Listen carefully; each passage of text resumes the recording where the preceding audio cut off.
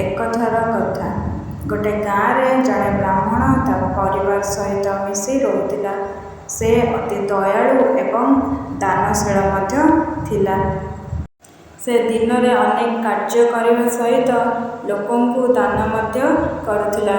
एक दिन गाँव अनाथ मनीष ब्राह्मण घर को आसिला एवं साहाय्य मागिला।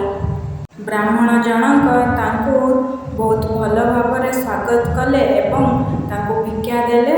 एवं किछि दिन पर ब्राह्मण बहुत असुविधा पड़िले एवं तांकु आर्थिक समस्या होइगला।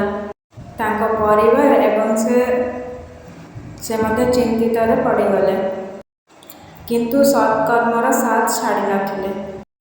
यही समय जन अजण व्यक्ति तांको निकट को आसिला एवं सहायता रूप में बहुत धन देला।